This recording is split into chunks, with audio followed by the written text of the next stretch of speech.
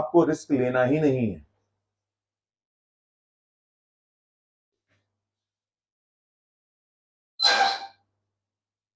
क्योंकि एग्जाम में आप इन एक्सप्रेशंस में कहां गलती कर जाओगे आपको पता नहीं लगेगा।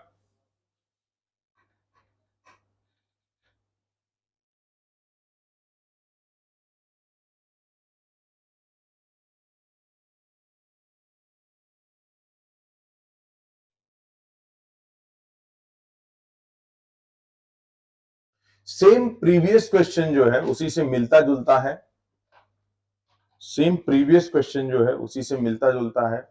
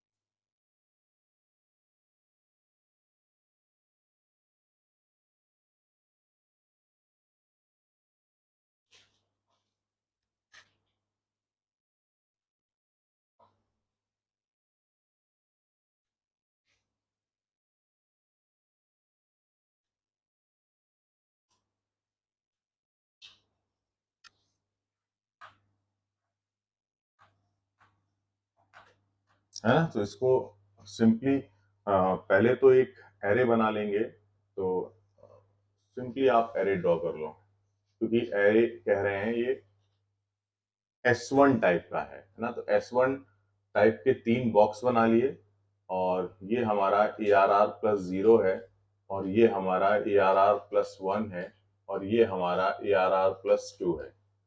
फिर उसमें नागपुर एक स्ट्रिंग ड्रॉ कर लो कहीं पे, ठीक है, नागपुर। और बेस एड्रेस बस बना लो, पूरा बनाने का आपको जरूरत नहीं है। बेस एड्रेस बना लो, फॉर एग्जांपल 1000, जो n है। फिर आपने कहा कि सिंपली हम ऐसा करते हैं कि एक स्ट्रिंग रायपुर बना लेते हैं, रायपुर बना लेते हैं, और रायपुर का भी एक बेस एड्रेस ले लेते हैं 2000, और ऐसे ही कानपुर बना लेते हैं, कानपुर बना लेते हैं यहाँ पे, है ना। और कानपुर में भी बेस एड्रेस आपने लिया जो, वो 3000 ले लिया। बस अब स्टोर करना है। पार्टीशंस कितने करने हैं इसके? 3 पार्टीशंस करने हैं, 3 पार्टीशंस करने हैं। इसके भी 3 पार्टीशंस करने हैं, इसके भी 3 पार्टीशंस करने हैं। एक partitions Z I P, Z I P, Z I P, simply repeat करना है। अब बड़ा इंटरेस्टिंग है, क्या? नागपुर का बेस एड्रेस यहां पे पुट कर दो, ठीक है। 1 यहां पे लिख दो, A+1 यहां पे लिख दो, ठीक है। अब मैं डायरेक्टली पैटर्न नोट कर रहा हूं। 2000 मैंने यहां डाल दिया, 2 यहां लिख दिया, A+2 यहां लिख दिया, ध्यान से देखते रहना। 3000 ये लिख दिया, 3 ये लिख दिया, A यहां लिख दिया, है ना। A+1 इसको पॉइंट कर रहा, A+2 इसको पॉइंट कर रहा, और ये पूरे इसको पॉइंट कर रहे हैं। 1000 इसको पॉइंट कर रहा, 2000 इसको पॉइंट कर रहा, 3000 इसको पॉइंट कर रहा। यहां तक स्ट्रक्चर परफेक्ट है। अब क्या कहानी हो रही है?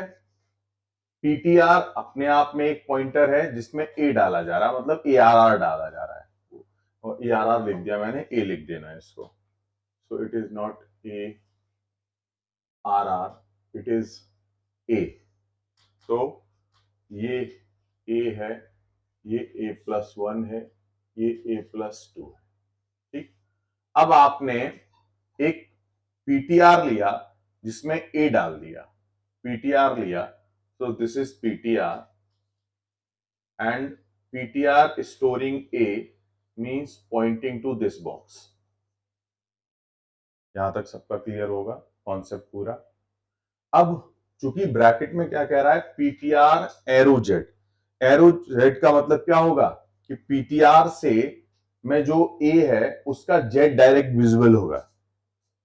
एरो जो होता है उससे उस स्ट्रक्चर के सारे मेंबर्स डायरेक्टली विजिबल होते हैं, जो कि अंदर होते हैं लेकिन विजिबल होते हैं। तो पीटीआर में जैसे ही एरो लगा, जेड भी विजिबल, आई भी विजिबल, पी भी विजिबल। क्योंकि मैं जेड को देखने की कोशिश कर रहा हूं, तो जेड में कितना पड़ा हुआ है? 1000। तो जेड में 1000 पड़ा हुआ है। 1000 पर जाकर आप ऑपरेशन परफॉर्म कर रहे हो प्लस प्लस, मतलब यहां पर आपने कर दिया 1001। यही हुआ ना, सेम कहानी कि उस लोकेशन पे गए, उसके अंदर का आपने एड्रेस पूरा चेंज कर दिया 1001। Means I am Poynting from here. Character pointer है तो एक का इंक्रीमेंट करेगा, तो from A I am Poynting. Now the base address I will get, the output I will get 1001। So from 1001 there is a %s, from 1001 to null it will print the whole string, and the first output is output. This is the output related to the this statement, because पहले मैं गया S में, Z में, और उसके अंदर का address मैंने चेंज कर दिया 1000 से 1001। अब 1001 % को मिला, % को जो एड्रेस मिल जाता है वहां से लेके जब तक नल नहीं मिलेगा प्रिंट करता चलेगा। इस वाले स्टेटमेंट में भी वही कहानी होनी है। ध्यान से देखें कैसे। इसमें 2 ऑपरेटर लगे हैं, बट ये ऑपरेटर जो है आपको देखना होगा कि प्रेसिडेंसी दोनों की क्या है, कि पहले प्लस प्लस पीटीआर होगा या पीटीआर एरो आई होगा। अब यहां प्रेसिडेंसी का खेल क्लियर कट समझ में आना चाहिए आपको, है ना। तो ये वाला स्टेटमेंट आप इसका आउटपुट फाइंड आउट करके लाना, ये मैं आपको असाइनमेंट में दे रहा हूं। बिकॉज प्रेसिडेंसी की टेबल जब तक आपके सामने बार बार यूज होते होके नहीं आएगी, आपको याद नहीं होगी कि एक्चुअली में ऑपरेटर्स की प्रेसिडेंसी क्या होती है। तो यहाँ पे फाइट प्रेसिडेंसी की पड़ेगी और दोनों आपको क्लियर होना चाहिए कि प्रेसिडेंसी क्या है, प्रेसिडेंसी का रोल क्या है। ठीक है, तो ये आप सॉल्व करना और फिर देखना कि पहले प्लस प्लस पीटीआर चलेगा या पीटीआर एरो आई चलेगा। कहानी सिंपली है, मैं एरो आई का मतलब ये एक्सेस करने की कोशिश कर रहा हूँ integer value. Integer value access करूंगा तो डेफिनेटली कुछ मुझे ऐसा मिलेगा, A of two kind of something, A of zero kind of something, है ना। और उसका मुझे जेड मेंबर एक्सेस कर लेना है, तो उसका बेस एड्रेस एक्सेस हो जाएगा, वो पूरी स्ट्रिंग एक्सेस हो जाएगी। बस आपको बस ये जानना है कि इन दोनों में जीतेगा कौन, जो जीतेगा उसके हिसाब से कहानी हो जाएगी। तो ये आप अपना असाइनमेंट करके लाना है, यहाँ से पूरा स्ट्रक्चर वाला पार्ट कवर हो जाता है। अब मैंने स्ट्रक्चर में आपको लगभग लगभग सारी चीजें बता दी हैं। डायनेमिक स्कोपिंग भी बता दी थी, स्टैटिक स्कोपिंग भी बता दी थी, वो भी क्लियर हो गई होगी। सी का लगभग जो आपका इंपॉर्टेंट एरिया है वो 90% मैंने कवर कर दिया है। कुछ पार्ट आपको क्वेश्चंस के थ्रू कवर करूंगा, जिसमें एक पार्ट जो है वो है स्टोरेज क्लासेस। स्टोरेज क्लासेस में आपको पता होना चाहिए कि आपको कितने तरीके के स्टोरेज दिए जाते हैं सी में, जब आप बात करते हो किसी डेटा को स्टोर करने की। तो फॉर एग्जांपल ग्लोबल स्टोरेज है, स्टैटिक स्टोरेज है, एक्सटर्न है ना, ऑटो है, रजिस्टर्स हैं। तो ये कुछ कीवर्ड्स होते हैं जो आपको दिए जाते हैं जिससे आप अपने डेटा को स्टोर करते हो। बस वो वाला पार्ट जब क्वेश्चन क्लियर हो जाएगा तो फिर आप देखेंगे कि कोई ऐसी चीज नहीं है जो मैंने आपको इन लेक्चर्स में ना बताई हो। यहां से पूरा सब कुछ मैंने पूरा एक्सप्लेन किया हुआ है, बताया। तो अब केवल रह जाता है आपको अपने क्वेश्चंस को सॉल्व करना। फाइनली अपडेटेड सीट जो है वो आपको आज दे दूंगा, क्योंकि आज शाम के पास मेरे पास शाम को काफी टाइम रहेगा। तो बैठ के मैं वो सीट्स बना के और पीडीएफ या पीपीटी उसकी मैम को दे दूंगा, वो आपके ग्रुप में डाल देंगी। क्योंकि मेरे पास अपडेटेड है, आपके पास अभी थोड़ी पुरानी सीट्स हैं, क्योंकि मैंने और बहुत सारे क्वेश्चंस ऐड किए हैं। तो वहां से आप जब क्वेश्चंस को बनाना स्टार्ट करोगे तो मैं कोशिश करूंगा कि आप उन क्वेश्चंस को जरूर सॉल्व करें। थोड़े बहुत छूट जाते हैं क्वेश्चंस, कोई बात नहीं है, लेकिन इंपॉर्टेंट क्वेश्चंस आप उसके जरूर ट्राई करें, चाहे वो रिकर्सन हो, चाहे लूप हो, एरे हो। मैंने सब पर लगभग क्वेश्चंस बनाए दिए। तो यहां से ये वाला पार्ट आपका पूरा कवर होता है। ठीक है, ये तो एक सिंपल सा क्वेश्चन है इन्होंने। अच्छा, ये तो हाँ सिंपल ही है, काउंट प्लस वन। तो बच्चों ये आपका सारा पार्ट यहाँ से फिनिश होता है। रिकर्सन पर अभी बहुत बात होनी बाकी है। मैंने ऑलरेडी आप लोगों को बताया है कि रिकर्सन एक बहुत इंपॉर्टेंट टॉपिक है। ठीक है, ये पार्ट टू करके मैंने बनाया, शायद एरे का भी पार्ट टू मैंने बनाया है ना। जैसे ये सिंपली अपना हमारा वही जो 2D एरे वाला क्वेश्चन था, है ना, पॉइंटर्स एरे वाला क्वेश्चन है। तो वो पॉइंटर्स एरे पे पूरा मैंने एक क्वेश्चन ये बना 2006 में देखा था। तो वो मैंने आपको यहाँ पर वो किया, है ना। और ये भी कोई आईटी का क्वेश्चन था, गेट 2006 का। तो ये क्वेश्चन एक बार ट्राई कर लेना, तब तो कौन सा बिटवाइज। हाँ, ये बिटवाइज वाला ऑपरेटर वाला दो क्वेश्चन है एक्चुअली में, है ना। एक मिनट में अभी बता रहा हूँ। चलो एक छोटा सा क्वेश्चन है, ये सॉल्व कर लो, बिल्कुल 2 लाइन का क्वेश्चन है ना। ये भी शायद पूछा गया था, किसी पूछा नहीं गया, ये कहीं मैंने देखा था। छोटा सा क्वेश्चन है, आप बस आपको ये बताना है कि ये स्टेटमेंट सिंटैक्टिकल एरर देगा या करेक्ट स्टेटमेंट है। प्रिंटफ के अंदर लिखी हुई एक्सप्रेशन जो है वो करेक्ट है या सिंटैक्टिकल एरर देगी।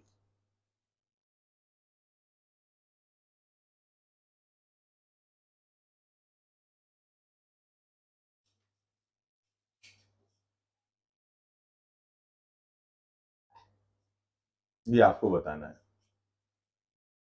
कि बिल्कुल सही एक्सप्रेशंस लिखी हुई है या आउटपुट जो है वो सिंटैक्टिकल एरर आएगा या कुछ भी आ सकता है, या ये स्टेटमेंट बिल्कुल सही लिखा हुआ है।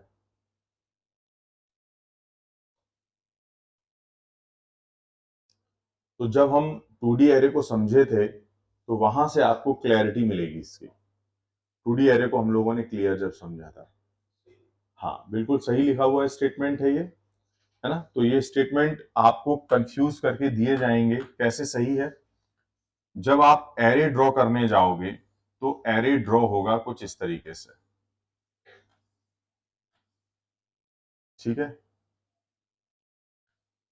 दिस 0 1 2 और ARR 2D, ARR 2D, ARR 2D। अब ARR 2D आप इसको 1000 भी मान सकते हो, तो 1000 यहां लिख दिया, equivalent to ARR 2D star, मतलब you are entering inside of the row, so inside of the row is same as the outside of the row, both address दोनों ही सेम होंगे, तो ये भी 1000 ही निकलेगा। सो it is A true, so this is a true means 1 because true, so the left side of the AND operator is 1, true. And come to the right side, star ARR 2D, star ARR 2D means ARR 2D is the name plus 0 star. This is nothing, this is similar to this. So yeah, we are talking inside of a row, so this is again 1000, and this is similar जो मैंने अभी लिखा, है ना। This is also 1000, 1000 is true. Statement 1 and 1 is true, true and true is true, so the output is 1. Simply है। Bitwise operator के 2 question है। एक क्वेश्चन तो बहुत ही ये आसान था, बहुत ज्यादा नहीं जो मैंने दिखाया। एक क्वेश्चन मैं अभी नोट करके, मतलब मैंने अपडेटेड सीड में डाला हुआ है, वो तो बहुत ही अच्छा क्वेश्चन है, मतलब जो टॉप 5 या टॉप 10 के रिकर्सन के क्वेश्चन है उसमें आता है। तो एक बार मैं वो क्वेश्चंस भी लेके आता हूं ना, तो फिर दोनों क्वेश्चंस एक साथ सॉल्व कर लेंगे। और रिकर्सन के क्वेश्चन अभी बहुत बचे हुए हैं जिस पर मुझे बात करनी है। बार बार मैं बता रहा हूं आप लोगों को कि रिकर्सन के क्वेश्चन एक बार आप ट्राई करिए प्लीज, कैसे भी करके, है ना। पूरी सीट मेरे पास अभी है नहीं रिकर्सन की, अभी मैं फाइनली रिकर्सन की सीट एक बार पूरी एक बार बना ले, मतलब अभी आज ही डलवा दूंगा, तब मैं उस क्वेश्चन को पूरा आपके साथ सॉल्व करूंगा। तो जस्ट अभी थोड़ी देर के लिए ये प्रोग्रामिंग वाला पार्ट रोकते हैं और आते हैं डेटा स्ट्रक्चर पे, है ना। क्योंकि मेनली सबसे इंपॉर्टेंट जो डिस्कशन हमारा है वो इसी पे होना है, एल्गोरिथम और डेटा स्ट्रक्चर पे।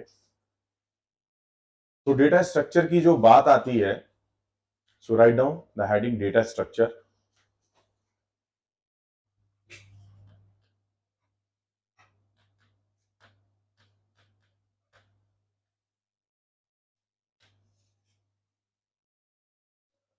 डेटा स्ट्रक्चर का टोटल गेम क्या है?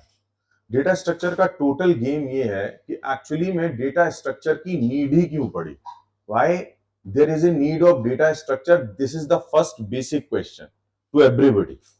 सिंपली इसका मैं आपको एक एग्जांपल देता हूं कि आपने क्या किया कि आपके पास एक बहुत बड़ा कमरा है घर में, और आपने एक पूरे प्लॉट को, है ना, एक प्लॉट लिया और उसमें चारों तरफ चार दीवारी खड़ी करा दी और आपने उसी में रहना शुरू कर दिया। अब आपने किचन का कोई पार्ट सेपरेट नहीं किया, रूम का कोई पार्ट सेपरेट नहीं किया, आपने पूरे मकान को यूज करना शुरू कर दिया बिना सेपरेशन के, बिना पार्टीशंस के। तो होगा क्या कि फॉर एग्जांपल आपने कहीं, आपके पास 10 किताबें हैं, कहीं 10 कपड़े हैं, कहीं 10 बर्तन है, सब कुछ आप एक ही जगह पे रख ले, यूज करने लगे, तो आप यूज तो कर पा रहे हैं उसका, लेकिन मान लो किसी दिन आपको किसी एक इंपॉर्टेंट डॉक्यूमेंट की जरूरत पड़ गई या किसी इंपॉर्टेंट फाइल की जरूरत पड़ गई, है ना। क्योंकि वो प्लेस इतना मैसी था, आपने कोई भी उसकी पार्टीशनिंग नहीं करी थी, स्ट्रक्चरिंग नहीं कर रही थी, इसकी वजह से जब अब किसी इंपॉर्टेंट चीज को सर्च करने की जरूरत आपको पड़ी, तो उसमें आपका टाइम डेफिनेटली क्या लग जाएगा, ज्यादा लग जाएगा। आपको सर्च करने में बहुत ज्यादा समय खर्च करना पड़ेगा, तब जाकर आप कहीं अपना इंपॉर्टेंट डॉक्यूमेंट सर्च कर पाओगे। तो एक प्रॉब्लम ये आपको दिखी कि आपको डेटा एक्सेस करने में जो टाइम लगेगा वो बहुत ज्यादा लगेगा अगर आपने उस डेटा की स्ट्रक्चरिंग प्रॉपर नहीं करी। तो डेटा की स्ट्रक्चरिंग ऐसी होनी चाहिए कि जब भी आप उस पर कोई भी ऑपरेशन, रिमेंबर दैट, कोई भी ऑपरेशन करने जाएं, वो ऑपरेशन फास्ट हो। क्या हो? फास्ट हो।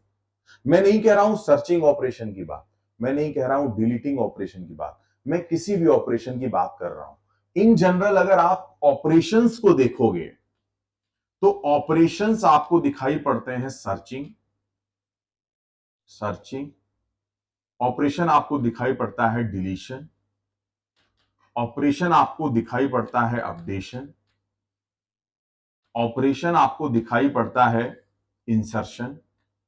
यही जनरल ऑपरेशंस दिखाई पड़ते हैं कि नहीं पड़ते हैं? क्यों भाई? इन ऑपरेशंस, अब किस प्रॉब्लम में कौन सा ऑपरेशन ज्यादा होगा वो प्रॉब्लम के बिहेवियर पे डिपेंडेंट होगा। जरूरी नहीं है कि हर प्रॉब्लम में सर्चिंग ही ज्यादा हो रही हो, जरूरी नहीं है हर प्रॉब्लम में डिलीशन ही ज्यादा हो रहा हो, जरूरी नहीं हर प्रॉब्लम में अपडेशन ही ज्यादा हो रहा हो, जरूरी नहीं हर प्रॉब्लम में इंसर्शन ही ज्यादा हो। फॉर एग्जाम्पल, आप अपने कंप्यूटर को ऑन करते हो और आप बहुत सारे प्रोसेस खोलते चले जाते हो। आपने बीएलसी भी चला लिया, आपने डॉक फाइल भी चला ली, सब कुछ करते चले गए। इस पूरे प्रोसेस में आप देखोगे कि इंसर्शन फ्रीक्वेंटली हो रहा है। क्यों? क्योंकि जब भी आप कोई प्रोसेस एग्जीक्यूट करते हो, ओपन करते हो, कोई प्रोग्राम ओपन करते हो, उसकी एक लॉग फाइल बन जाती है। क्या बन जाती है? Log file. और वो लॉग फाइल रेयरली सिस्टम से डिलीट होती है। जब सिस्टम टर्न ऑफ किया जाता है, पावर ऑफ किया जाता है, तब वो लॉग फाइल सिस्टम्स की डिलीट, टास्क मैनेजर में जाके देखना, जाके आप हजारों पीछे प्रोसेस चल रहे होते हैं और जिनकी लॉग फाइल प्रॉपरली मेंटेन होती है। प्रोसेस स्टार्ट कब हुआ, प्रोसेस का चाइल्ड प्रोसेस कौन है, प्रोसेस एंड कब होगा, प्रोसेस कितना रिसोर्सेस कंटेन कर रहा है, ये सारी चीजें किसमें मेंटेन की जाती हैं? लॉग फाइल में। तो वो लॉग फाइल जो होती है उसका इंसर्शन तो फ्रीक्वेंटली हो रहा होता है, लेकिन डिलीशन जो है वो बिल्कुल नहीं हो रहा होता है या बहुत रेयरली हो रहा होता है। होता भी है, कुछ कुछ लॉग फाइल हटाई भी जाती हैं जो एबनॉर्मली, है ना, अवॉर्ड हो जाती हैं, उनको हटा दिया जाता है। लेकिन जनरली लॉग फाइल्स को नहीं हटाते। लेकिन सर्चिंग अगर कहोगे तो लॉग फाइल में जीरो है। क्या है? सर्चिंग जीरो है। तो प्रॉब्लम्स के बिहेवियर के बेस पर आप ये बता पाओगे कि उसमें कौन सा ऑपरेशंस ज्यादा होने वाला है। जैसे फॉर एग्जांपल, अगर आप स्टूडेंट्स के रोल नंबर की बात करो कि स्टूडेंट्स का रोल नंबर अगर आप देखोगे तो उसमें सर्चिंग बहुत ज्यादा होती होगी। कहीं ना कहीं आपका जो डेटाबेस आप बनाते हो उसमें मोस्टली डेटाबेस सर्चिंग को सपोर्ट कर रहा होता है, क्योंकि बार बार आपको चीजें खोजनी होती है ना। तो आप घर में एक रैक सिस्टम लाए। रैक सिस्टम में अगर आप देखोगे तो रैक सिस्टम में अगर आप बुक्स मेंटेन करते हो या फाइल्स मेंटेन करते हो तो इसमें इंसर्शन भी हो रहा है, क्योंकि जब आप फाइल्स को रखने गए हो तो वो इंसर्शन है। इसमें डिलीशन भी हो रहा है, जो काम की फाइल नहीं है वो आपने उठा के फेंक दी। अपडेशन भी हो रहा है, कोई पुरानी फाइल थी उसमें आपने कुछ अपडेट करके कुछ नए पेपर ऐड करके उसी को फिर दोबारा रैक में डाल दिया। ये अपडेशन भी है और सर्चिंग भी है। लेकिन सबसे ज्यादा क्या है? सर्चिंग है कि आप बार बार कोई फाइल निकाल रहे हो फिर रख रहे हो, निकाल रहे हो रख रहे हो, तो सर्चिंग भी हो रही है, इंसर्शन भी हो रहा है, सर्चिंग भी हो रहा है, इंसर्शन भी हो रहा है, डिलीशन भी। तो मैं ये कहना चाह रहा हूं कि ऑपरेशन जो होते हैं वो आपके ऑपरेशंस के बेस पे डिसाइड होगा कि उस प्रॉब्लम में जो ऑपरेशन फ्रीक्वेंटली हो रहा है वो ऑपरेशन कम से कम टाइम ले। मान लो किसी प्रॉब्लम में डिलीशन बहुत ज्यादा हो रहा है और आपने कहा कि सर डिलीशन ही, एक डिलीशन जो है वो ऑर्डर ऑफ एन टाइम खर्च कर दे रहा है। या मान लो n से ज्यादा टाइम खर्च कर दे रहा और सबसे ज्यादा डिलीशन हो रहा, तो आपकी प्रॉब्लम तो बैठ गई। आपकी प्रॉब्लम में तो बहुत टाइम खर्च हो जाएगा, क्योंकि ये ऑर्डर ऑफ एन किसी एक ऑपरेशन के लिए बहुत कॉस्टली कॉस्ट है, बहुत महंगा है। किसी एक ऑपरेशन में ऑर्डर ऑफ एन खर्च हो जाए, बहुत महंगा सौदा है। तो आप चाहेंगे कि आपके डिलीशन ऑपरेशन अगर बहुत ज्यादा हो रहे हैं तो डिलीशन में लगने वाला टाइम कम होना चाहिए कि ज्यादा? कम होना चाहिए, क्योंकि डिलीशन बहुत फ्रीक्वेंट हो रहे हैं। तो आप ऐसा डेटा स्ट्रक्चर यूज करोगे या डेटा की स्ट्रक्चरिंग ऐसी करोगे जिससे अगर आप उस प्रॉब्लम में डिलीशन करो तो बहुत फास्ट हो। तो आपका डेटा का स्ट्रक्चरिंग उस प्रॉब्लम के लिए बढ़िया है। अगर आपने डेटा की स्ट्रक्चरिंग कुछ ऐसे कर दी कि जिसमें डिलीशन, फॉर एग्जांपल मैं आपको एक बहुत ही प्रैक्टिकल प्रॉब्लम समझाता हूं। क्या हुआ, आपने कहा कि सर मेरी एक प्रॉब्लम पी है और इस पी प्रॉब्लम में मेरे पास डेटा एन है और ये एन डेटा जो है वो बहुत लार्ज नंबर है। जो भी बात होगी वो लार्ज नंबर के लिए होगी, स्मॉल नंबर के लिए नहीं होगी। आपने कहा सर मेरा डेटा बहुत लार्ज है। मैंने कहा इस प्रॉब्लम पी में जो सबसे ज्यादा फ्रीक्वेंट ऑपरेशन है वो डिलीशन हो रहा है। आपने कहा ठीक है सर, फ्रीक्वेंट ऑपरेशन डिलीशन हो रहा। आप गए और ये जो एन पूरा डेटा था आपने एरे में स्टोर कर दिया। अब कहीं ना कहीं तो स्ट्रक्चर्ड करना पड़ेगा ना डेटा को, तो आपने इसकी स्ट्रक्चरिंग एरे में कर दी। अब इस प्रॉब्लम का जो बिहेवियर है वो पूरा वर्स्ट बिहेवियर हो गया, क्योंकि किसी भी एरे से एलिमेंट को डिलीट करने में कितना टाइम खर्च होता है वर्स्ट केस में? If you are delete an element from array, exactly कितना टाइम खर्च होगा उसमें वर्स्ट केस में? Order of n. Because why? If you delete element from the mid and the end from the array, तो बाकी सारे elements को एक एक प्लेस शिफ्ट करना पड़ेगा आपको, बिकॉज एरे में कोई भी आप लोकेशन बैकएंड नहीं छोड़ सकते, फिर वो एरे ही नहीं है। एरे तो कॉन्जुगेटिव लोकेशंस की बात होती है। तो आपको प्रॉपर सारे प्लेसेस को शिफ्ट करना पड़ेगा, मतलब ऑर्डर ऑफ एन। तो अगर आप एक डिलीशन में ऑर्डर ऑफ एन खर्च कर गए तो ये तो बहुत महंगा सौदा हुआ आपके लिए, तो ये महंगा सौदा बैठ जाएगा। तो अगर आपकी प्रॉब्लम फ्रीक्वेंटली डिलीशन को सपोर्ट करती है तो आप अपने डेटा की स्ट्रक्चरिंग एरे पे तो नहीं कर सकते, बर्बाद हो जाएगी प्रॉब्लम, टाइम बहुत खर्च हो जाएगा। तो मतलब एरे डेटा स्ट्रक्चर इस प्रॉब्लम पी के लिए बेकार डेटा स्ट्रक्चर है। इसके लिए आपको कोई दूसरा डेटा स्ट्रक्चर सोचना पड़ेगा। एरे से ये प्रॉब्लम पी तो सॉल्व नहीं हो सकती, या सॉल्व होगी तो बहुत ज्यादा टाइम लेने वाली है। कहानी क्या समझ में आती है कि सर एक प्रॉब्लम पी अगर मैं चाहूं तो 3 डेटा स्ट्रक्चर से सॉल्व कर सकता हूं। बिल्कुल कर सकते हो, D1 से भी सॉल्व कर सकते हो, D2 से भी सॉल्व कर सकते हो, D3 से भी सॉल्व कर सकते हो। लेकिन इनमें हो सकता है कि D1 बहुत ज्यादा टाइम ले रहा हो, D2 बहुत ज्यादा टाइम ले रहा हो, D3 एकदम परफेक्ट कम टाइम ले रहा हो। तो D3 डेटा स्ट्रक्चर जो है वो इस प्रॉब्लम पी के लिए सबसे सुटेबल डेटा स्ट्रक्चर हुआ। तो ये आपको अपने प्रैक्टिस से और प्रॉब्लम के बिहेवियर से समझ में आएगा कि आपको फला फला प्रॉब्लम के लिए कौन सा डेटा स्ट्रक्चर यूज करना है। आप इसके लिए बहुत प्रैक्टिस और आपको परफेक्ट पूरा पिक्चर क्लियर होना चाहिए। अदरवाइज डेटा स्ट्रक्चर पिक कर पाना बड़ा मतलब बहुत ही इन डेप्थ आप देखोगे कि कोई भी प्रॉब्लम डेटा स्ट्रक्चर पे ही आके अटक जाती है। उसका रीजन, क्योंकि एट द एंड आपको डेटा की स्ट्रक्चरिंग करनी है और क्या करना है जिससे आपके ऑपरेशंस की कॉस्ट कम से कम हो। तो हर जगह रूट में आपको डेटा की स्ट्रक्चरिंग ही करनी है, चाहे वो ओएस की बात ले लो, चाहे वो किसी की भी ले लो, आपको फाइनली डेटा स्ट्रक्चर पे बात करनी है। तो डेटा की स्ट्रक्चरिंग डिसाइड कौन करेगा? प्रॉब्लम का बिहेवियर, मतलब प्रॉब्लम में कौन कौन से ऑपरेशंस जो हैं वो फ्रीक्वेंटली हो रहे हैं, उनके बेस पे आपको डेटा स्ट्रक्चर पिक करना पड़ेगा और वो डिसाइड करेगा प्रॉब्लम कितने टाइम में सॉल्व हो रही है। That is the way out.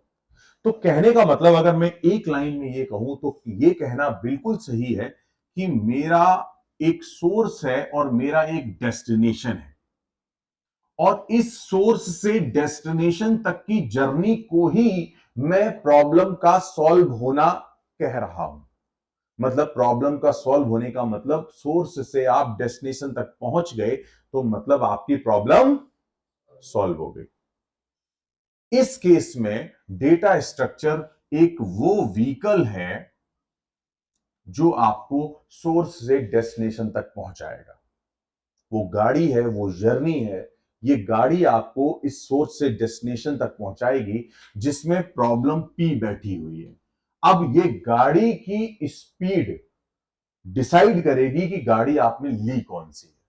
अगर आपने साइकिल ली है तो टाइम ज्यादा लगने वाला है, अगर आपने मोटरसाइकिल ली है थोड़ा कम टाइम लगने वाला है। तो प्रॉब्लम ये हुआ कि डेटा स्ट्रक्चर से ही स्पीड डिसाइड होती है प्रॉब्लम को सॉल्व करने की। अगर आपने गलत डेटा स्ट्रक्चर पिक कर लिया तो प्रॉब्लम को सॉल्व करने में बहुत ज्यादा टाइम लगने वाला है। दैट इज द सबसे मेन जो डेटा स्ट्रक्चर जो है वो टाइम फोकस्ड होता है, स्पेस फोकस्ड इतना नहीं है। स्पेस आजकल बहुत मिलने लगा है, लेकिन टाइम पर पूरा फोकस होता है डेटा स्ट्रक्चर का। तो यहां पर हम हर पॉइंट पर जो कंपैरिजन करने वाले हैं वो टाइम की कंपैरिजन करने वाले हैं। बार बार मैं आपसे यही बोलूंगा, टाइम टाइम टाइम, कि भैया टाइम को ध्यान में रखना है। ठीक है, तो डेटा स्ट्रक्चरिंग का सब पूरा फिलॉसफी यहां पर यहीं से स्टार्ट होता है कि टाइम हमको बचाना है और हमको ये कैसे समझ में आए कि फला फला प्रॉब्लम के लिए फला फला डेटा स्ट्रक्चर हमें लगाना है। दूसरी बात कि कुछ तो डेटा स्ट्रक्चर आपको दिए जाएंगे, लेकिन कुछ डेटा स्ट्रक्चर आपको खुद सेल्फ बनाने पड़ेंगे ऑन स्पॉट।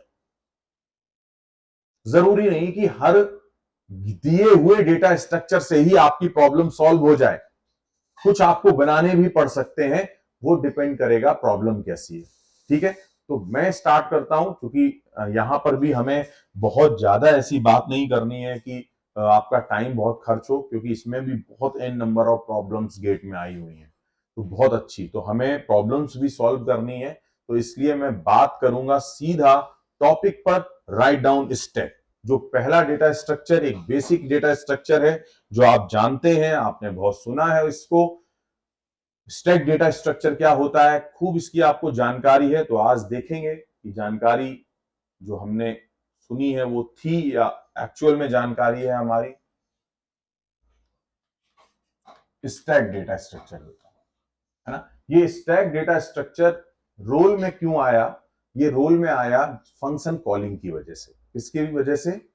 फंक्शन कॉलिंग की वजह से। जब जब फंक्शंस कॉल होते हैं, उनका जो सारा मटेरियल है, उनका जो घर का जितने भी घर के लोग हैं, रिटर्न एड्रेस, सब कुछ स्टैक में डाल दिया जाता है। तो स्टैक पिक्चर में इसलिए आया था। So write down, stacks comes into picture due to activation record of stack comes into picture due to activation record of functions. Activations record of functions. Activation records of function means function can be implemented only, means functions can be implemented only via stack.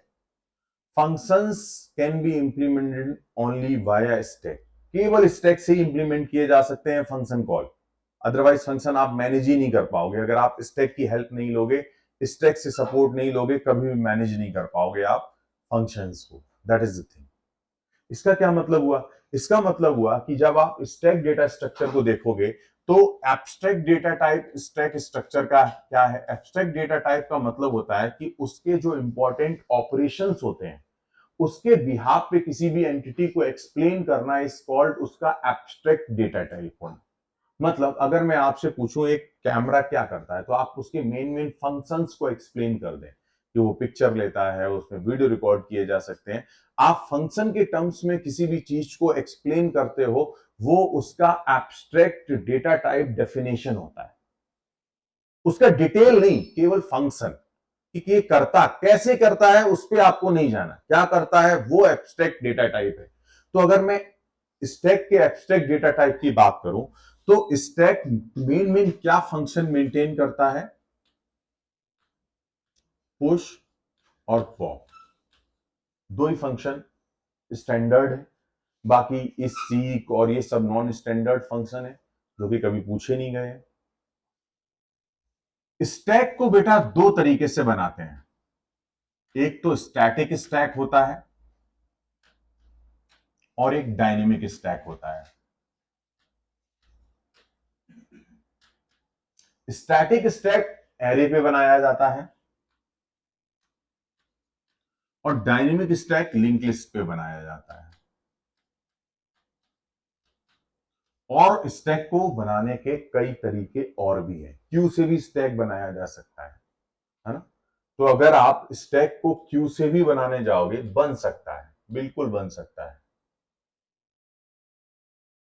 हाँ? और भी तरीके होते हैं। तो stack आप किसी भी तरीके से बना सकते हो। स्टैक अपने आप में ऑक्सिलरी डेटा स्ट्रक्चर है, मतलब इसको किसी दूसरे डेटा स्ट्रक्चर का सपोर्ट लेना पड़ता है बनने के लिए, अपने होने के लिए इसको किसी और की हेल्प लेनी पड़ती है। जैसे एरे, एरे को किसी की हेल्प नहीं लेनी पड़ती, एरे खुद एब्सोल्यूट डेटा स्ट्रक्चर है। लिंक लिस्ट अपने आप में एक एब्सोल्यूट डेटा स्ट्रक्चर है, लेकिन स्टैक ऐसा नहीं है। स्टैक को किसी ना किसी की हेल्प लेनी पड़ेगी, उसकी हेल्प से आपको स्टैक बनता हुआ दिखेगा। या तो एरे की हेल्प से बन रहा होगा, या लिंक लिस्ट की हेल्प से बन रहा होगा, या क्यू की हेल्प से बन रहा होगा। ठीक है, बना हम कैसे भी सकते हैं। स्टैक बनाने का मतलब क्या हुआ? स्टैक बनाने का मतलब यह हुआ कि बेसिकली जो कोई भी दुनिया में लिफो प्रॉपर्टी को फॉलो करता हुआ दिखेगा, या लिफो प्रॉपर्टी फॉलो करवा दी अगर आपने किसी से भी, वो चीज स्टैक कहलाएगी। आपने अगर किसी से भी लिफो फॉलो करवा दिया, उसको क्या कह देंगे आप? स्टैक। चाहे वो क्यू हो, क्यू से अगर आप लिफो फॉलो करवा दें तो वो क्यू स्टैक बन गई। लिंक लिस्ट से आप लिफो फॉलो करवा दें तो वो लिंक लिस्ट क्या हो गई? स्टैक। एरे से आप लिफो फॉलो करवा दें तो वो एरे क्या हो गया? स्टैक। आप दुनिया की किसी भी चीज से ये लिफो बिहेवियर फॉलो करवा दें, this LIFO is a behaviour, actually this is a property. ये प्रॉपर्टी जिससे भी फॉलो करवा देंगे वो स्टैक बन जाएगा। लास्ट इन फर्स्ट आउट, और ये लास्ट इन फर्स्ट आउट का सबसे प्यारा एग्जांपल है फंक्शन कॉल। कैसे? If you see, suppose F4 call F3, F3 call F2, F2 call F1 and F1 is terminated. Then जब आप F4 पर आए तो F4 से आप आगे बढ़ गए F3 पर, तो you have to make a complete separate room for F4 और उसकी सारी चीजें आप यहां स्टोर करोगे। तब F3 पे चले जाओगे, F3 से F2 पे चले जाओगे, F2 से F1 पे चले जाओगे, और फिर F1 से उल्टा लौटोगे। मतलब लास्ट इन फर्स्ट आउट, जो सबसे बाद में कॉल होगा वो सबसे पहले सॉल्व होगा। और ऐसा आपको फंक्शंस में देखने को सबसे पहले मिलेगा कि जो सबसे लास्ट में कॉल होगा वो सबसे पहले सॉल्व होगा। ऐसे ही फंक्शन अपने आप को कॉल करता है। तो मतलब आपको स्टैक बनाने की जरूरत पड़ेगी। वैसे स्टैक डेटा स्ट्रक्चर का बहुत ज्यादा यूज आपको देखने को नहीं मिलेगा कहीं।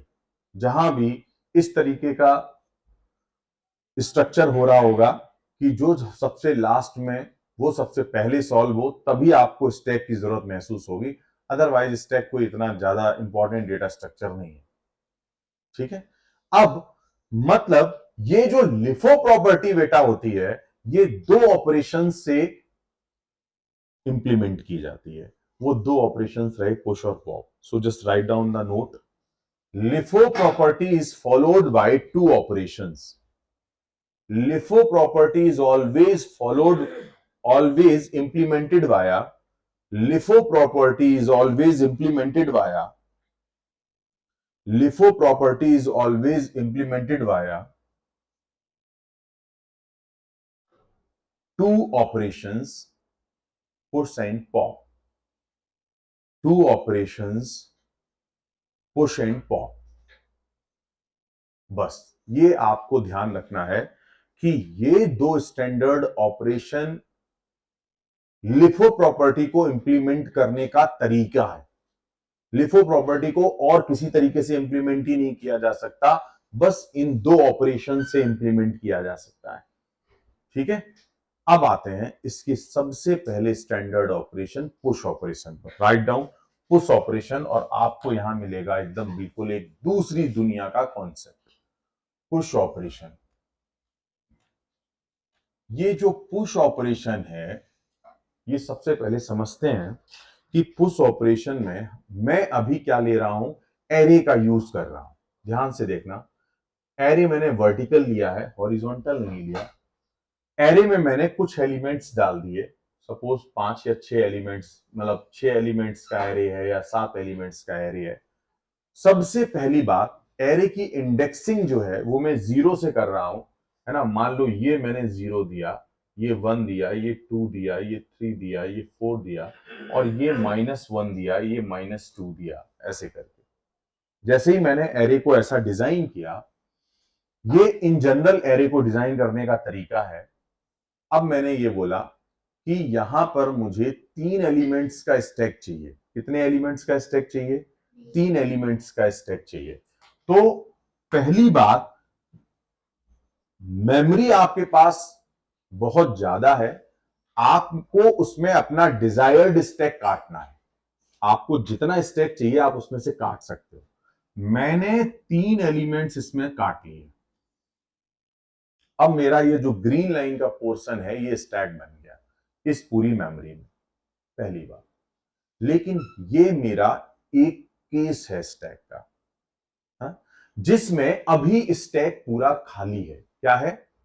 खाली है। जिस समय स्टैक मेरा पूरा खाली होगा, तो डेफिनेटली मुझे अगर कोई एलिमेंट इसमें प्लेस करना है, तो मुझे यहां पर एक पॉइंटर की जरूरत पड़ेगी जो ये बताएगा कि फला फला लोकेशन पर जाकर आपको एलिमेंट को प्लेस करना है।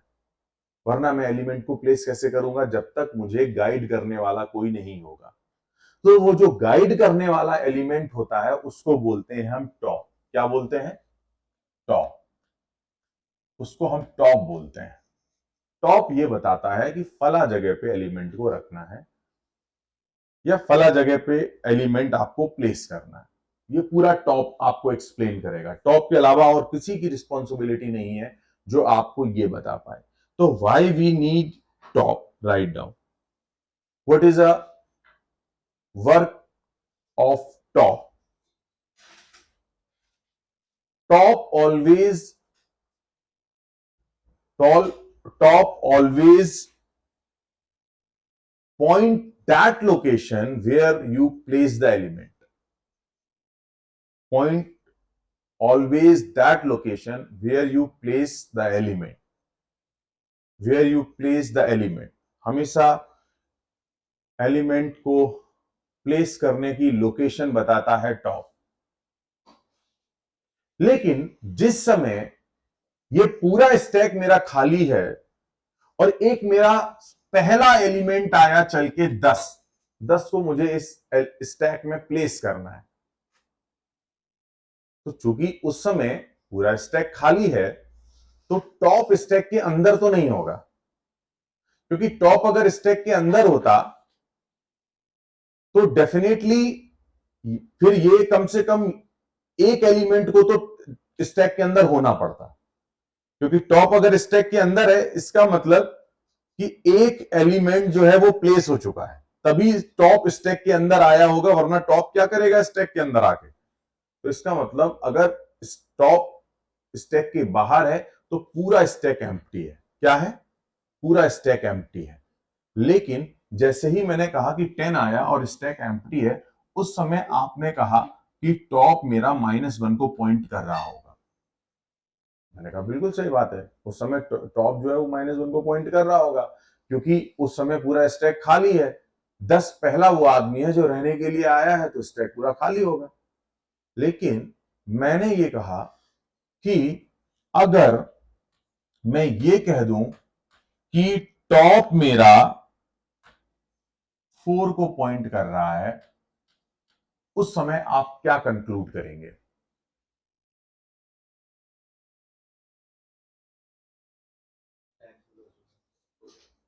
अभी भी स्टैक खाली है। ठीक, क्यों?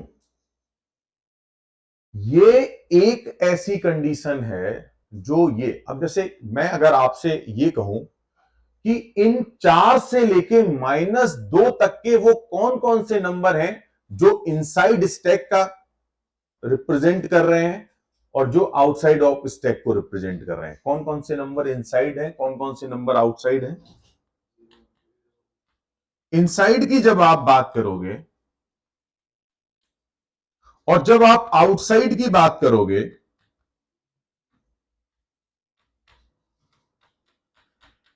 अब इनमें से मैं किसी भी नंबर को पिक कर लूं, चाहे 4 को पिक करूं, चाहे 3 को पिक करूं, चाहे -2 को पिक करूं, क्या सबका मतलब आउटसाइड होगा कि नहीं होगा? सबका मतलब आउटसाइड होगा कि नहीं होगा? सबका मतलब आउटसाइड होगा। -1 भी एक ऐसा नंबर है जो आउटसाइड को रिप्रेजेंट कर रहा है, लेकिन -1 ही वो नंबर है, ऐसा गलत है। -1 भी वो नंबर है। तो आप अगर ऐसा कहते हैं कि 4 को अगर मेरा टॉप पॉइंट कर रहा, तो 4 को पॉइंट करने का मतलब सर ये टॉप ऐसा कह रहा है कि I am outside of the stack, तभी 4 को पॉइंट करेगा, वरना आउटसाइड ऑफ द स्टैक नहीं होगा तो 4 को पॉइंट कैसे करेगा? तो आपने कहा बिल्कुल सही बात सर, 4 का मतलब I am outside of the stack. अगर मान लो टॉप -2 को पॉइंट कर रहा होता, आउटसाइड ऑफ द स्टैक। मैं कह रहा टॉप 20 को पॉइंट कर रहा होता, then outside of the stack. तो बिल्कुल ध्यान रखने वाली बात है कि टॉप इक्वल टू -1 जो है वो केवल एक स्टैंडर्ड कंडीशन है। वो हमेशा, आप कहोगे यही कंडीशन केवल स्टैक के एम्प्टी होने को रिप्रेजेंट करेगी, गलत। ये कंडीशन भी स्टैक के एम्प्टी होने को रिप्रेजेंट करेगी, सही।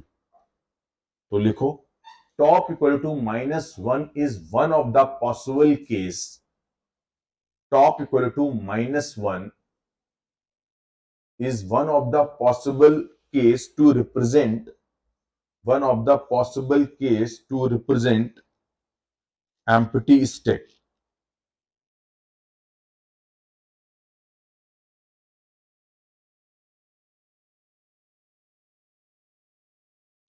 to empty stack। सबसे पहला बच्चों का कंफ्यूजन किसी को क्लियर नहीं होता, पूछ लेना जाके आज तक, कि -1 के अलावा भी क्या और पॉसिबिलिटी है, दिमाग ही नहीं जाता, दिमाग ही नहीं दौड़ता वहां तक। दूसरी बात कि अगर मेरा कोई स्टेक है, मेरा कोई स्टेक है ये, और इस स्टेक में बहुत सारे एलिमेंट्स हैं, बहुत सारे एलिमेंट्स हैं, और सपोज ये नंबर है -3, -2, -1, 0, 1, 2, 3, 4, और मुझे 3 एलिमेंट्स का स्टैक काटना है। क्या काटना है? 3 एलिमेंट्स का स्टैक काटना है। तो क्या जरूरी है कि 3 एलिमेंट्स का स्टैक यहीं से काटा जाए? जरूरी है क्या ऐसा? मेरी मर्जी, मैं कहीं से भी काट सकता हूं। मेरी मर्जी कि मैं उसको यहां से भी शुरू कर सकता हूं।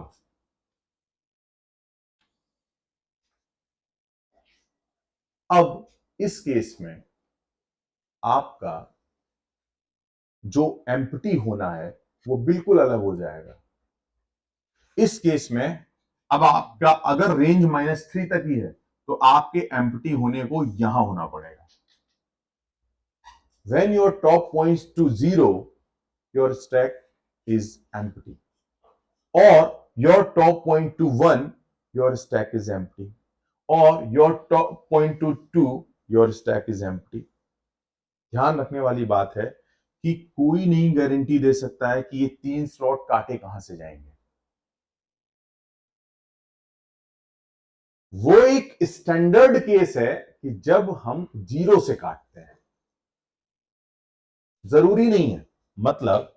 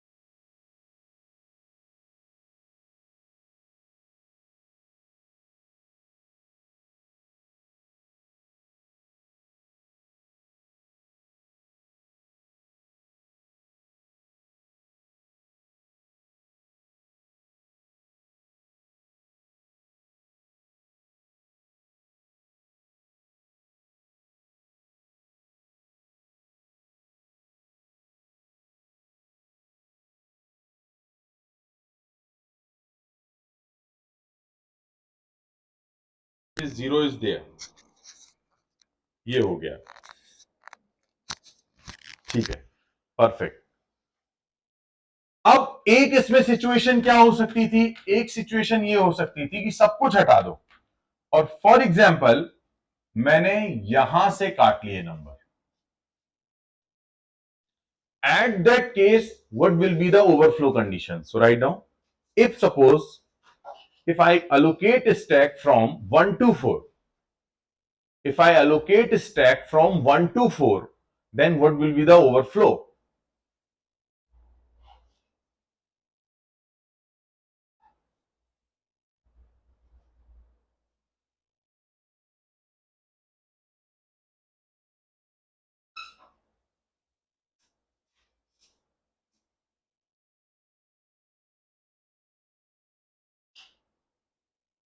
है ना, तो सिंपली ये 4 होगा ओवरफ्लो, क्योंकि मैं 2 से शुरुआत कर रहा हूं। So I am pointing to total elements is 3, I am starting my journey from 2, so in general my overflow will be 4, है ना। तो बिल्कुल ध्यान रखने वाली बात है कि अगर मैं इस चीज को ये बोलूं कि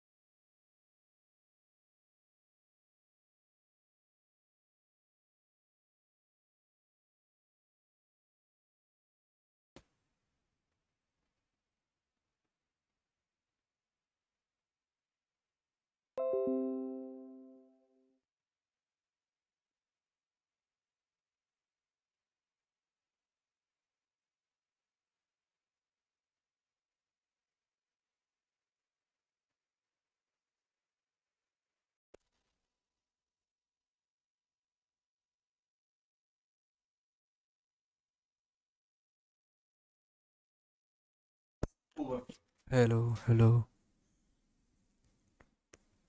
hello question is hello this is your array hello जहां पर आपने तीन एलिमेंट्स का स्टैक काटा है। हेलो हेलो अब हेलो मेरा top is pointing to zero और मैं ये भी कहता जा रहा हूं this is over, this true और false, hello this is true और false. If top is pointing to zero and your stack is there, so this is true or false? This is true because आप stack को ऊपर से नीचे की तरफ fill कर रहे हैं। ये किसने कह दिया कि स्टैक नीचे से ही ऊपर की तरफ फिल होगा? ये तो एक पॉसिबिलिटी है कि हम भरते हैं उसको ऐसे, हम स्टैक को ऊपर से नीचे भी फिल कर सकते हैं। जब हम ऊपर से नीचे फिल करेंगे उस केस में टॉप अगर जीरो को पॉइंट करेगा तो स्टैक क्या होगा? Overflow. So this is the possibility of this कि अगर मेरा टॉप यहां पॉइंट कर रहा होता है ना, तो फटाफट नोट कर लो इस पॉइंट को। पूछ सकते हैं क्वेश्चन, एक डायग्राम बना के दे दें, तीन सेगमेंट का स्टैक काट दें, टॉप को जीरो पे पॉइंट करा दें और पूछें कि this is the overflow, this may be the overflow condition, yes और नो। आपको लगेगा नेवर, ऐसा कैसे हो सकता? बिकॉज आपने स्टैक को हमेशा कैसा भरते देखा है? नीचे से ऊपर। So stack can be filled from top to bottom or bottom to top. It's totally the choice of user, programmer.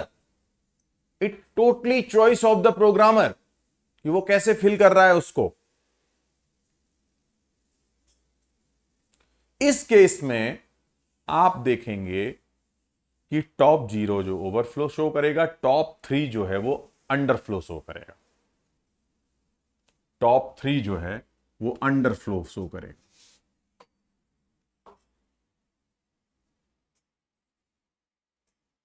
ये बिल्कुल ध्यान से समझते हुए चलना पूरा।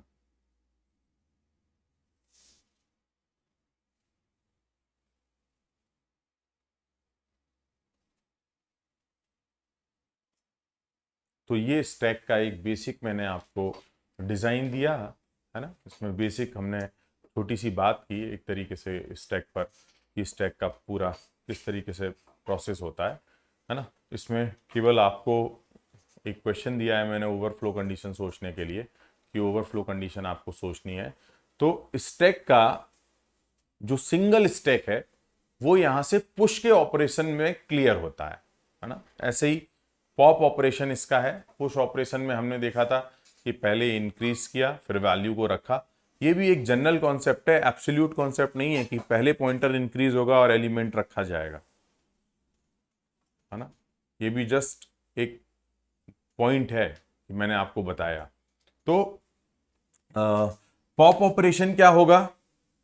पॉप ऑपरेशन के बाद हम लोग ऑफ ब्रेक ले लेते हैं, ठीक है।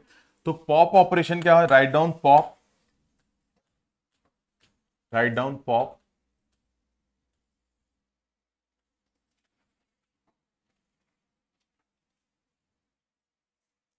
पॉप में वही सेम कंडीशन कि स्टैक मान लो आपका भरा हुआ है, पूरा पूरा स्टैक भरा हुआ है और ये 10 20 30 और यहां से टॉप पॉइंट कर रहा है।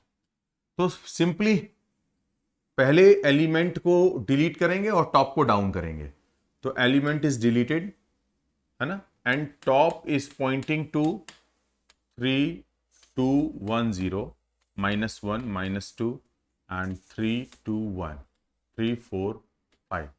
सो टॉप इज पॉइंटिंग टू 2 जो फाइनली एक को पॉइंट करने लगा, तो टॉप यहां पे आ गया। नाउ डिलीटिंग टू 20, टॉप को 0 पे पॉइंट करा दिया। Now delete, top is pointing to 0, deleting 10 and top -1 को पॉइंट कर गया। टॉप इज पॉइंटिंग टू -1, है ना। So this is the case of pop. First delete then decrease, first delete then decrease. हाँ, डिलीट नहीं होता, मतलब टॉप हट गया तो आप एक्सेस नहीं कर सकते उसको उसी समय। टॉप अगर अब यहां पे आ गया तो एलिमेंट डिलीट नहीं होता है, तो एलिमेंट तो रहता है, बट तो टॉप उस लोकेशन से हट गया, मतलब अब आप उस एलिमेंट को उस समय एक्सेस नहीं कर सकते। That is the meaning. Delete का ये है कहने का सेंस कि फर्स्ट डिलीट देन डिक्रीमेंट। लेकिन अगर मैं ऊपर से नीचे फिल कर रहा हूं देन डिलीट एंड इंक्रीज, है ना। So this is the case when I fill the array from bottom to top, bottom to top. But if we fill stack from top to bottom, top to bottom, top to bottom, then definitely the first stack is delete. Delete means just you are down the top pointer, and increase top pointer, increase top pointer, है ना। तो ऐसे कहानी चल रही होगी जब आप, बस इतना ही केस हो सकता है कि आप जब डिलीट कर रहे होंगे तो टॉप टू बॉटम जा रहा होगा, और जब आप इंक्रीज कर रहे होंगे तो बॉटम टू टॉप जा रहा होगा। दो ही केस बनेंगे डिलीशन के, और दो ही केस बनेंगे उसके पॉप के, और दो ही केस बनेंगे पुश के। पुश भी दो ही तरीके से हो सकता है और पॉप भी दो तरीके से हो सकता है।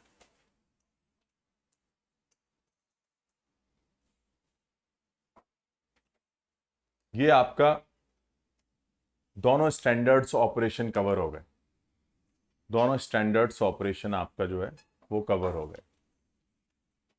अब लेकिन एक देखने वाली बात है कि जब आप ये पॉइंट देखते हो पुश ऑपरेशन को, तो पुश ऑपरेशन क्या कहता है? पुश ऑपरेशन कहता है कि एक आपने स्टैक पास किया, स्टैक का बेस एड्रेस, उसके टॉप की लोकेशन और उसमें नंबर ऑफ एलिमेंट्स n, और आपने इफ कंडीशन चेक की कि टॉप अगर इन जनरल n-1 है तो आपने प्रिंट कर दिया ओवरफ्लो। ये कब है? जब बॉटम टू टॉप भर रहे हो आप, पुश ऑपरेशन। और अगर ऐसा नहीं है तो क्या होगा? First increase top pointer, top plus plus, and then put element, and suppose your element is by, suppose your element is by, means my element is by and by is holding 10, and suppose this is my stack, and this is my top pointer, top is pointing to 0, and this array is stk.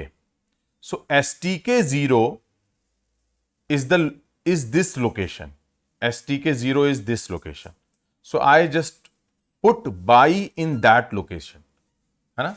So top means I just put by in stk top. Currently top location is 0. So in stk 0 I put by. By means 10, है ना। Now again go to the top plus plus. So top plus plus, now top is pointing to 1 here. Now top new value is 1. So stk 1 is this new location where you put the y, 20. So the completely you can fill, है ना। So come to the 30, then this top n-1 is satisfied, overflow will be shown. तो अगर जैसे ही 20 के बाद 30 आया, तुरंत overflow जो है वो शो हो जाएगा। तो एक एलिमेंट को पुश करने के लिए आइडियली कितना टाइम लगा? Order of 1। कितना टाइम लगा? Order of 1। because there are only some constant statements is there. If satisfy, then there is one statement, else satisfy, there is two statements. मतलब number of statements is constant, means order of one. So standard POPs always take order of 1 unit time for one push operation. Write down note, ये सब कुछ decide करता है. A standard push operation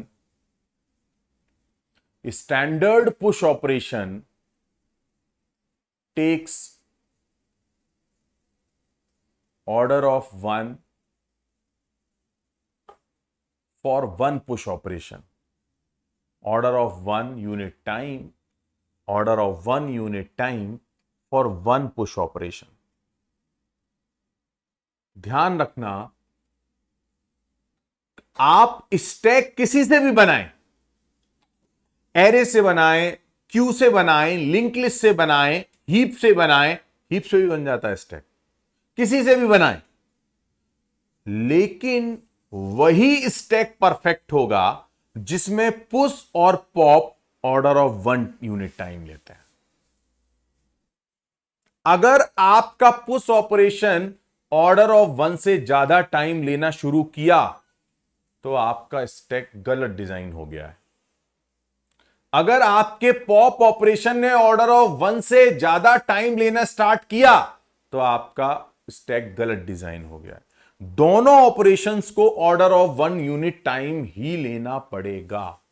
इसीलिए जब आप stack queue से बनाते हो तो जो आपके पुश और पॉप ऑपरेशंस होते हैं उनका जो एफिशिएंसी, उनका जो टाइम टेकिंग है वो ऑर्डर ऑफ 1 नहीं रहती, वो बढ़ के ऑर्डर ऑफ n हो जाता है, जिससे स्टैक की परफॉर्मेंस खराब हो जाती है.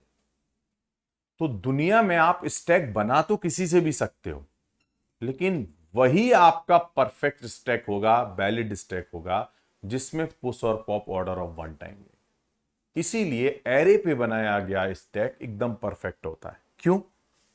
क्योंकि पुश और पॉप कितना टाइम लेते हैं? Order of 1. 1 यूनिट टाइम में ही पुश हो जाता है, 1 यूनिट टाइम में ही पॉप हो जाता है. लिंक लिस्ट में भी ऐसा ही होता है, लेकिन क्यू में बिल्कुल गड़बड़ हो जाता है मामला. इसलिए क्यू से, भाई जब क्यू बनाई क्यू के लिए गई है, वो स्टैक के लिए थोड़ी बनाएगी. जबरदस्ती आप क्यू से स्टैक बनाओगे तो परफॉर्मेंस तो खराब होगी ही होगी. एक डेटा स्ट्रक्चर से कुछ जबरदस्ती दूसरा डेटा स्ट्रक्चर बना रहे हो आप, तो परफॉर्मेंस तो बैठ ही जाएगी, परफॉर्मेंस तो गड़बड़ हो ही जाएगी. तो इसलिए यह ध्यान रखने वाली बात है कि किसको हम स्टैक कहेंगे? जो लिफो को फॉलो करे. और लिफो को फॉलो कराने के लिए क्या करना है? पुश और पॉप करवाना है. और पुश और पॉप अगर ऑर्डर ऑफ 1 ले रहे हैं तो वो स्टैक परफेक्ट है, और जिससे भी बना रहे हो परफेक्ट बना रहे हो. तो स्टैक को टोटल समझने का जो काम है वो ये है. अब इसके बाद का कॉन्सेप्ट हम ब्रेक के बाद एक्सप्लेन करूंगा मैं इसको. और इसके बाद का कॉन्सेप्ट है multi stacks in single array, जिसको ऑपरेटिंग सिस्टम में इंप्लीमेंट किया जाता है. कि हम एक एरे लेते हैं. मैंने आपको पहले ही बताया बेटा कि एरे बहुत बड़ा हो सकता है? मुझे एक स्टैक नहीं चाहिए, मुझे कई स्टैक चाहिए, मुझे कई स्टैक चाहिए, मुझे कई स्टैक चाहिए. This is stack 1, this is stack 2, this is stack 3. तो मुझे कई स्टैक अगर चाहिए, जो कि एक सिंगल एरे में बनाए जा सकते हैं, तो इनको बनाने का क्या तरीका होगा? एक बात. दूसरा कि इनका एफिशिएंट मेथड क्या होगा कि इन स्टैक्स की मेमोरी को सही तरीके से यूज किया जा सके, मतलब वेस्ट ऑफ मेमोरी ना हो. क्योंकि वेस्ट ऑफ मेमोरी अगर हो गई, और बात रैम की चल रही है, तो रैम थोड़ी, है ना, मेमोरी के हिसाब से थोड़ा सा ऐसा एरिया है जहां मेमोरी वेस्ट नहीं की जाती है. तो वहां पर आपको मेमोरी वेस्ट नहीं करनी है. तो ये कॉन्सेप्ट कहलाता है आपका multi stack in single array. तो राइट डाउन, इसको पढ़ेंगे हम बाद में. तो write down multi stacks implementation, multi-stack implementation in single array. Multi-stacks implementation in single array. Single array में आपको बहुत सारे स्टैक बनाने को बोला जाएगा, बहुत सारे स्टैक बनाने को बोला जाएगा, और उन स्टैक्स में खासियत आपको यह ध्यान रखनी है कि मेमोरी वेस्ट नहीं होनी चाहिए आप, और स्टैक का सही सही तरीके से इंप्लीमेंटेशन होना चाहिए। तो स्टैक में जब हमने सिंगल स्टैक की बात की तो यह समझा कि पुश कैसे होते हैं, पॉप कैसे होते हैं, स्टैंडर्ड पुश क्या होता है, स्टैंडर्ड पॉप क्या होता है, किस किस तरीके से हम स्टैक बना सकते हैं, या जो कहानियां हमने याद कर रखी हैं कि -2 -1, वो भी हमने आज देखी कि बिल्कुल ऐसा नहीं है ना। कोई भी नंबर ओवरफ्लो को रिप्रेजेंट कर सकता है, कोई भी नंबर अंडरफ्लो को रिप्रेजेंट कर सकता है। तो चलो अभी 40 मिनट का ब्रेक कर लेते हैं, फिर